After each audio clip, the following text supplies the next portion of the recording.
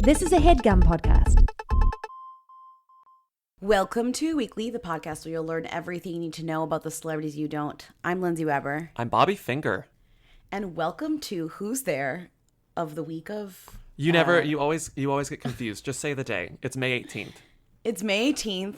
Last night, Bobby and I went to watch What Happens Live, and I'm really tired. Everything is the week of...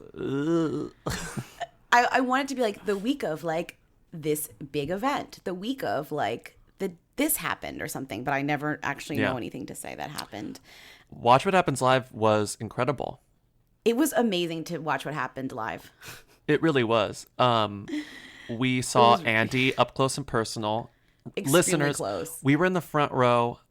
I don't know how it happened, but by some miracle, it happened. We were sitting in Oprah seats from the Oprah audience. Seats from the Oprah audience that Andy now has, and he only has 2 of them, but they're in the studio, in the clubhouse. And so we had those seats. It was very luxurious. Very. And we were so close to Amy Brenneman and Priyanka Chopra, who looked so beautiful. The moment they walked in, Lindsay was like, oh my God, look at them, stunning. And then I turned and, echoed her statements completely. They looked so beautiful. They were just so pretty. It's one thing to see celebrities in full glam in a photo, but to see a celebrity in full glam in person is almost unbelievable, because you're like... It was just surreal to look at Priyanka Chopra's face in front of me and then face on the TV and being like, wow, like, that is exactly what she looks like. She's so beautiful. There's no translation. She's so beautiful. But let's talk about the real... Can we talk about the real best part of it, which actually might be the part that that is the most relevant to Who Weekly? One of the phone calls that came in... Oh my God. in the after show was from this woman, and she was like, hi, my name's Trish, and I'm a Brennomaniac. And you watched Amy Brenneman's face light up. She knew. Amy knew. She was like, oh, I know about the Brennomaniacs. There's, I guess, 5 of she them. Said, she was like, there's 5 sisterhood. of them. And they asked her a question, and then she didn't answer it. That made no sense. They asked her a question that made no sense unless you were a Brennomaniac. Unless you were Amy Brenneman. And so she was like, look, listen, I'll DM you after the show. I will answer this question, but I can't do this here. It was wild. It was extremely good. It was one of the best things. I mean, there's nothing better than a niche fandom. And I think there might be nothing better than a Brennomaniac. I think they're the best niche fandom. I think it's my favorite niche fandom I've ever heard of. And having proof of it. We make up Rita Bott. We make up all of these fandoms that are silly or whatever that we've never met anyone in those fandoms specifically. But this woman who called in, this Brennomaniac, and her sisters around the country that talk about Amy Brenneman and keep in touch via Amy Brenneman was truth. It was the truth. I would become a Brennomaniac on, Daylight alone. I love Daylight. I watch a lot of The Leftovers, and I would become a Brennomaniac from The Leftovers. And Judging Amy, honestly. I love Judging Amy. Do you want to hear a funny Daylight anecdote? No? I don't know. It's like me, picture it, Sicily, me, 1921. No, it's me, I don't know, whenever Daylight came out. I don't know how old I was, 10, 11. It came out on video. We went to a Hollywood video, me and my mom. And my mom was not... 1996. My mom... So I was 10. So my mom was not... God, we're old. My mom... I was not allowed to see PG-13 movies until I was 13. And so when we went to the honestly, Hollywood... your mom did her due diligence. When I went to the video store and I wanted to rent Daylight really, really badly, my mom went up... It's burned in my brain. It makes me sick. Mom, if you're listening to this, you may actually be listening to this. Just know that I've never forgotten this. We went to the video store. She takes up the Daylight thing and tries to conspicuously ask this employee without me hearing, but I totally heard it. And she was like, this movie, The Daylight, it's PG-13. And she goes, is this PG-13 for violence or sexual situations? And the employee goes, it's just violence. And she was like, okay, we'll take it. And I went home and watched Daylight alone. Loved it. Was there sex in it? No. Didn't they? Language unlike the Hudson Tunnel falling down. Lincoln Tunnel? Lincoln Tunnel. Your mom asking Hollywood video employees sexual situations. Oh my God. I was like, mother. But I got Daylight, so it's fine. You were a true Brennomaniac even at age 10. I mean, it was meant to be. I'm sorry for wasting time with the anecdote, though to be fair, it wasn't as bad as my anecdotes could be. Truly, that was one of your funnier anecdotes. And speaking of anecdotes, we've been calling this the A block, not because it comes first, but also because A stands for apology. It's the A and block. And apparently every episode we need to issue an apology. Lindsay and I have been calling it an A block privately, so I think we're just going to formally call this the A block. Welcome to the A block. It's where we apologize. Number one, I understand Chris Evans was in Snowpiercer. It was not Chris Pine. You do not need to call me anymore. You do not need to tweet me anymore. You don't need to text me anymore. I fucked up, man. The whole thing was about mixing Chris's up. I swear to God, I've seen the movie. I really liked it. So now I guess I'm split between Chris Evans and Chris Pine as my fave because I really do love Snowpiercer. Did you see who is going to be the lead in the Snowpiercer TV show? This broke today. No. Wait, there's a Snowpiercer TV show? It's coming to, well, a pilot. Someone bought a pilot for TNT, so it might not make it to series. Okay. Who is Daveed it? Diggs. Oh. Thomas Jefferson from Hamilton. Yeah, that's interesting. So he's the new Chris Pine / the new Chris Evans. I just like don't care that I mean, yes, you guys are all right, and Chris Pine and Chris Evans would be so happy to know that they have so many people who can tell them apart. So I mean, I feel like I should let them know, or let Chris Pine know. Can you play our second A block feature, which is internationally themed? Oh my God, yes. Hi, Who Weekly. This is Mai. I'm calling to make a correction to your recent episode on Eurovision, where you talked about the Israeli singer Dana International. You called her Dina International, which, how rude. She is definitely a them in Israel. She's iconic, you might say. She's like... was really popular in the 90s, and she's a trans woman, and she was like the first Israeli trans woman pop star, and probably the only one. Also, a few years ago, she had a song out called Love Boy, which is amazing. I just watched the video, like Google Love Boy, Dana International, and you will die. So I just wanted to correct that very rude mispronunciation of this icon's name, and thank you. Good form, Bella Thorne. I mean, I'm sorry. I should have. I feel like that was very rude of me. I wrote it down wrong. I did not realize that she was like sort of a groundbreaking figure in the Eurovision Song Contest. She won in 1998. She's credited as being one of the world's best known trans women in terms of like pop stars. Like and what's great about like us getting this wrong, we just mispronounced her name. Dana. Actually, I think I just spelled it. I spelled it wrong in the doc. Right, you mistyped it. But what's great is that like we just get to learn something, because I had no idea. And now we know all about Dana International. And she truly is iconic. And that she's iconic. A new person to add to our list of iconic people that is now 7,000 names long. Dana International is such a good pop star's name, because I think I reacted like that when you lost your mind. Dina, I was like, that's an extremely good pop star name. Yeah. Because you're international. You're international. By definition, you're international. You sound like a corporation, but you also sound like an international pop star. They're like, how is she famous? It's like, clearly internationally. In a way, aren't pop stars like corporations? Wow. Corporations are people. Corporations are people.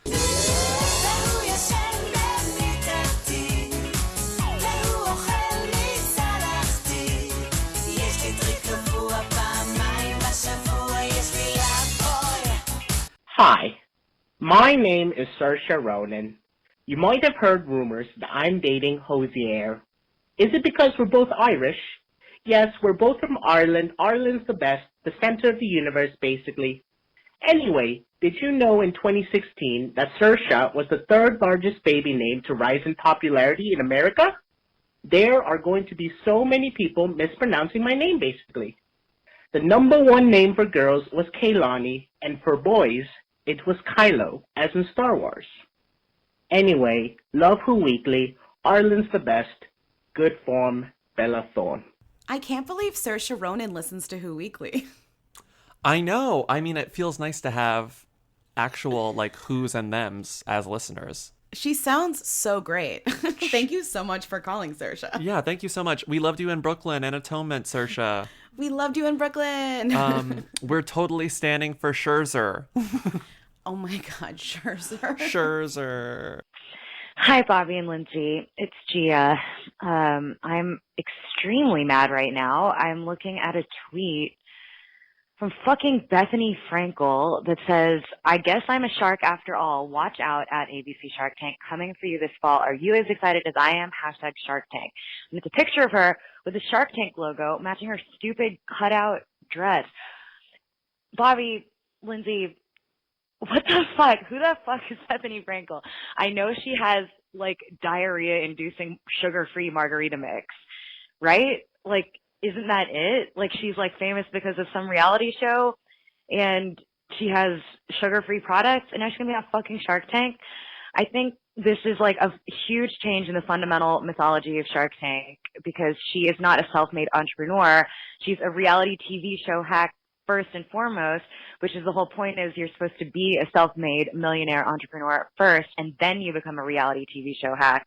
So it's really reversing the whole teleology of the American dream here, which I think we could have all seen coming. But I'm furious. I'd love for you guys to weigh in. Thanks. Bye. Love you. I mean, I'm also furious, but it's important to note that Bethany's not the only. So for those of you who aren't shark heads. Is that what the fandom's called? I don't know, tank dwellers? Tank dwellers. Oh, that's awful. For those of you who aren't tank dwellers, what if we call it like scuba men? Because you put like a scuba man in an aquarium. Whatever, it doesn't matter. For those of you who aren't tank dwellers, tank dweller is truly horrendous. Okay, but we're gonna use it. So for those of you who aren't tank dwellers, a few seasons ago they started using like guest stars to drum up press for certain episodes. I mean, who knows their reasons behind it? Maybe it's because certain sharks couldn't show up and they needed replacements, so why not get someone famous? They had Jeff Foxworthy for a while. He was awful. Ashton Kutcher was on for 2 episodes. He was just I mean, honestly, the worst. Awful. The point is, none of them have ever been good. Chris Sacca, terrible. Terrible. They're never good. He just quit, though. Did you see that? He quit because he hated Mark Cuban. Well, I don't think he quit because he hated Mark Cuban. He also quit his venture company. He quit basically everything in terms of investing. So it would have been like kind of controversial if he had quit his own investing company and Shark Tank because it wouldn't make sense. So he quit the whole thing. But you saw the episodes with him and Mark. It wasn't even fun to watch. They hated each other. True, so much. but do you think like these guest stars come on and cause drama because they know what will keep them on TV? Ashton Kutcher also fought with the Sharks. Ashton fought with Kevin, and it was so stupid. Right, it's true. So Ashton was doing all this like he was being very extra, and that he was like, I'm gonna like take a lot of notes. I'm gonna clasp my hands in front of my face and be very pensive. It was so. But that's what I think Bethany's gonna do. I think she's gonna steamroll. That's what she's gonna do. They're probably gonna break in like diet related products who are gonna, because when you go into Shark Tank as a prospective person, you have the shark in mind who you want, right? Like if you have a kooky product that's good for television, you want Lori. If you have like a startup, you want Rob or Mark. If you're just smart, you want Barbara. Damon was always fashion. If you're wondering who, like, if she why Bethenny does she make enough money to even do this type of investing? Bethenny is basically the top earning reality star who isn't a Kardashian. The list in 2006 estimated earnings. This was done by I think Forbes. 2016. Yes, 2016. Kim, Kylie, Kendall, Khloe, Kris, Kourtney, Bethenny Frankel. So she's basically the only housewife on the list. She has her Skinny Girl margaritas, as Gia called diarrhea tea, diarrhea drink. That she founded and then sold to like Suntory, that huge liquor brand. Yeah, for $100 million. Yeah. So she got a good amount of that. She made like $55 million last year or something. She made $8 million from that deal, something like that. The point is that she actually makes enough money to invest in stuff to make this real, I guess, The problem I have with this is that anyone who watches Shark Tank knows when you go into it, there was a really great article about it where, just getting a deal is a big deal. But of the products that get deals, only like 30%, some like tiny number, only like 30 to 40% of them actually follow through with the deal, because after the deal is made on the show, the sharks have, it's sort of like an escrow period. They have a grace period where they can research and confirm everything on the books before they actually sign any paperwork agreeing to the deal. Because like, you know, you might, it's theatrics whenever you go on the show, so you can make everything look good, and so they have a chance to confirm it. So really, it's not even about the deal. What the show is fun to see the sharks spar between each other, and over the years they've developed like these very distinct personalities, and like, you know how everyone acts with each other, and anytime they put in a guest, it throws everything off balance, and it's not fun because it's like, well, I miss the Barbara versus Lori versus Kevin dynamic. I miss Damon versus Mark. Like, whenever you throw Bethenny in, it's just going to make it not fun. I mean, there's just no need. There's just no need for new sharks. I think they already have too many where they have to cycle them in and out, which I like, because sometimes Lori's there, sometimes she's not, whatever. Yeah. So I don't know why they have guests or these guest judges or whatever. And also, I don't know what Bethenny brings to the table aside from like beverage. Like she's going to be like, oh, that item is perfect for my Skinny Girl brand. It's like, well, one, you sold it, first of all. Second of all, like, what even fits in with Skinny Girl brand? There's only so many things you can like make skinny. Right. None of them have. She doesn't have as diverse a portfolio. And what is her platform? Yeah, she's like on it. Housewives barely. She's back this season also, causing drama and being like very annoying. And so I don't even know what she's gonna say as like her platform or what she gets to bring. There are gonna be other guests too. It's not just her. I feel like she got the bulk of the attention just because of who she is. So they're gonna have 5 next season. It's Bethenny. It's Sarah Blankley who created Spanx. I love her. Blakely. It's Blakely. Blake. That's what I said. You said Blankley. No. Then there's Rohan Oza, who I didn't know. He, based on this article that I'm reading on realityblurred.com, he is a venture capitalist and marketer who ABC calls, quote, a master of transforming groundbreaking consumer products into household names, including Vitamin Water, Vitamin Water's parent company, which is Glaceau. Anyway, then there's Alex Rodriguez A-Rod. Also weird. Like, that's weird. He's also so charmless. He's just so boring. Have you ever seen A-Rod? A-Rod's so boring. Yeah, I don't know why he's even. They're just doing like a shtick. Richard Branson, which is wild, an actual billionaire. Cool. That's great. But even Richard he's Branson's a lunatic. great. He's a lunatic, and I feel like it'll be overwhelming. But it's really cool for them to get specific personalities who are known for being rich. Like that is a great fit. Bethenny Frankel, not a good fit. Richard Branson, good fit. Do you know what I mean? Yeah. It's a type of celebrity who is known for being a business person or whatever. That's cool. And I really like that they're having Sarah Blakely because she is like a lesser known, I mean, she's pretty known, but you know, a lesser known entrepreneur who created a product. Her story is actually super interesting. So she's really good at like, she made Spanx herself from scratch and then made it into a real thing. So that's an interesting person to have. Not, again, Bethenny Frankel. I'm just going to end it by saying I'm a purist. I like my sharks. I feel like anytime you put a new shark in the water, it gets, you know, gets a little murky. And you know, it gets messed up. So let's move on. Barbara forever. Barbara forever. For the record, I'm definitely out. And let me tell you why. Because I don't see you as the kind of guy who could go through a finish line. Honest to God.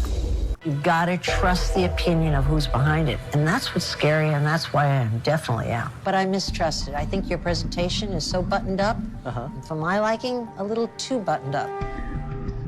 So I'm going to trust my gut on this. I'm out. Okay, hello. It's me again. I called earlier about the ice cream museum that I keep seeing everywhere. I got overwhelmed, and I didn't elaborate. And I need to talk about the sprinkle pit mainly. Because if it's actual sprinkles, that's disgusting. And if it's plastic, it's a choking hazard. And I don't want Northwest anywhere near it. Essentially, I need answers about why everyone seems to be going there. Why is it there? Okay, I'm going now. I love you again. Bye. So basically, there's this thing that what she's talking about is this thing called the Ice Cream Museum, which just opened in LA. It was in New York, and now it's in LA. I guess it moved to the two places where people would be so stupid to go to this type of thing. And it is sold out for its entire run. It's a $30 museum. There's nothing more LA than a museum that's not a real museum that costs $30. And recently, a lot of famous people, it's been like kind of a buzzy thing. Like you've seen, if you look at your Instagram, you're like, ugh, fucking with this ice cream museum again. But recently, Katy Perry, the Kardashians, who else went there? Beyonce's mom, Miss Tina, went there recently. Beyonce's Basically, a mom lot gets of a pass. people, right? Like a lot of people have heard about recently. A lot of VIP thems have heard about and gone to the ice cream museum. What is at the ice cream museum? I'm not quite sure. I've seen photos of like ice cream cones on walls. It's like bad modern art mixed with ice cream. But the big Instagram play is a pit of, thank God, plastic sprinkles Yeah, that they're you not kind real. of dive in like a ball pit and you pose in the sprinkles. You pose in the sprinkles and you put it on Instagram, which is the reason for being behind any museum or any like line out the door event like this. It's like you go there because you'll get good content. Literally. That's it. I mean, no one in LA, or at least maybe the kids, the adults who are going there are not going to eat the ice cream. No, it also like looks disgusting, all of it. There's like a weird, did you see the photo of the weird mint garden? It's like, oh, look, the room where we grow the mint for the mint ice cream. Nothing's more uninteresting than the museum There's of like ice cream. a wall full of cones. There are ice cream cones that are like lights, I guess that's one of the things. It's just a really stupid. Go to a real museum. Tell your kids to read a Just go book. get some ice cream. Get some ice cream. Like, tell your kids to read a book. You sound so old. Honestly. Okay, moving on. I don't ever want to do I'm- that. Are we I going to mean, go to we're the ice never cream going. museum when we're there? No, Should we I go? will never ever go. Should we I will ask for never- tickets? Ask for I press have no tickets? entrance to go to the ice cream museum. The concept. I will eat ice cream. Yeah, same. Hi, Bobby. Hi, Lindsay. It's Lala, and I've got a fucking important question to ask. Who is Joe Alwyn, who Taylor Swift is dating? Apparently he's an actor. Please, help me. Anyways, I can't wait to see this guy's career go belly up because Taylor's dating him. Anyways, let me know, and good form, Bella Disick. Oh. Wow, great call. We Good will form, get to Bella that Disick. other topic next week. Next week, let's yeah. start with Joe Alwyn.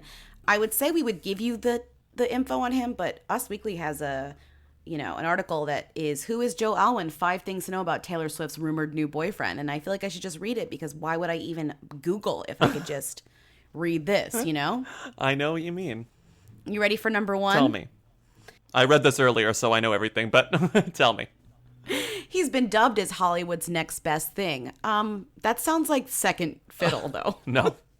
It's like, oh, you Tom Hiddleston's busy? Well, this guy, he's the next best Also, thing. that's not true, but go to number 2.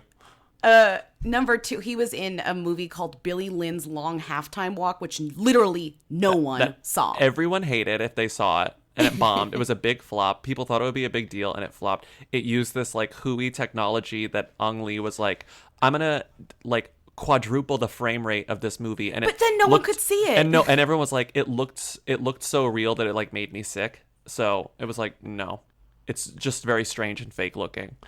I couldn't remember where Billy Lynn walked to, so I was like, Billy Lynn's long walk, like to Target, to the grocery market. I Super just Bowl. couldn't remember. It's so long. Halftime. Okay. And he Got it. and it had like a fake version of Destiny's Child in it. They were part of the walk. Great. I'm Anyway, never move on. watching it. Are you ready for number 2? That was number 2. I'm ready for number 3. No, that was number 1. Oh, Number 2 is he still lives with his parents. yeah, I knew that. Yeah. Number 3 is he knows some of Swift's squad members. That's not even a thing. Like, Also, you don't who get that's isn't in her squad? right. How hard is it Number to know someone if you're a celebrity? 4, he's wary of fame. Seems like dating Taylor Swift is a bad idea then. Number 5, he's doing a good job staying mum on his dating life. Basically, they read one article. 4 and I think 5 only are the same article- thing, by the way. Well, I think they read one article about him, the only one that exists in the Evening Standard, and they just took everything from that one article. Yeah, I mean that's how Apparently, you do it. he wore a wig when he was hanging out with Taylor. Wow. As if that would help. Wow, I'm thrilled. So So, do you feel like you know enough? I feel like I know all there is to know about this guy. So Right, I do too. I do too. Enough? Will it ever be enough? I don't know. I mean, they're probably going to break up in like 2 minutes, so I don't understand why I need to know more than 5. That's debatable. 3 to 4 things. Let's move on. Congrats, Joe Alwyn. I guess. The song about him will be bad. What rhymes with Alwyn? Exactly. Remember, what was it? So she wrote Style about Harry Styles. She writes a song called like Win about What? Alwyn, but she spells it W-I-N, whatever. So it's like, we will all win. That's what the song is called. We'll all and it's win. Like, We'll wink, all wink. win. It's like, we'll all win if we lose or Yeah, something. exactly. Like there's a twist. Oh my God, exactly. How the only way you can win is if it ends. Anyway, so I'm a fourth grade teacher, and I had my students write an essay about who they would like to meet. So I'm thinking they're going to write about actually famous people like pop stars and sports athletes or whatever. So anyway, I got one about a girl that wanted to meet her absentee father, which was really sad, and another about a boy that wanted to meet his dead grandpa, which was also really sad. But then I was reading through the rest of them, and literally I had kids that wanted to write about BB Rexa, Dove Cameron, and Becky G. So I guess my question is, how does a 9-year-old know who BB Rexa is? Anyway, love the show. You guys are the best. Good form, Bella Thorne. Bye. What are you teaching these kids? She's teaching them the right things, it looks like. Sounds like somebody needs a little bit of a curriculum review, because why is your student wanting to study BB Rexa? The principal takes this caller into his office and it's like, excuse me, like Lauren, why do you have 3 days on BB Rexa? The school board agreed that BB Rexa only gets 2 days, so I don't really know what you're doing here. Also, we just broke our rule that we made several months ago, which was we will not accept any more calls about BB Rexa, but here we are. It was an interesting call. Oh, I forgot about that rule. It was a charming call. I like knowing that the young kids are talking about BB Rexa. Also, Bobby really wants to go see BB Rexa in concert. I was just about to say that. He keeps on like saying to me like, "Oh, we're gonna get tickets to go see BB Rexa." I was like, "We're not gonna go tickets. We're not getting tickets to see BB Rexa." Lindsay just gets furious anytime I bring it up. No, because you make it seem so real. You're like, no. You make it seem like actual thing that we're gonna do. Like, well, we're gonna get tickets and we'll go see BB Rexa. I'm like, I'm not going to see BB Rexa in concert. I don't even know one of her songs. I think we should do it. Why? For the sake of the podcast. No. Maybe we'll finally get to the bottom of who BB Rexa is. I don't like the podcast that much to go see BB Rexa. Okay, next call for your least favorite podcast. Hey, what's up? It's Phoebe here. I am in Venice Beach. It's a gorgeous day. I got my trusty speaker, and I'm going to show you Crazy for random strangers. I have no idea who these people are. Hopefully they like it, and they have no idea it's me singing the song. So let's see what happens. You know who BB Rexa is? Have you ever heard of this artist, BB Rexa? BB Rexa? No, BB Rexa. Do you know who that is? No. Like, she's like this alternative pop rock, no? Oh, Lindsay and I saw an I Don't Know Her hat in the wild yesterday. It was so fucking thrilling. If it was some guy at the Perfume Genius show, because we did that before Watch What Happens Live, which, what a night. And we saw a I Don't Know Her hat in the wild, and then the guy who was wearing it noticed that I noticed, and I think it was kind of awkward, and I'm like, I'm not going to say anything. That's very strange. I think you saw me notice, and if it was you, tweet at us to confirm. Hey, Lindsay and Bobby, it's Andrew, long time listener, multiple caller, and hooligan member. I am driving to work, and I have a question. Who is Logic? I'm listening to the New Music Friday thing on Spotify, and they have a song called America, which is basically about, like, everything that's messed up in 2017. And I'm usually up with my music people, but I have no idea who Logic is.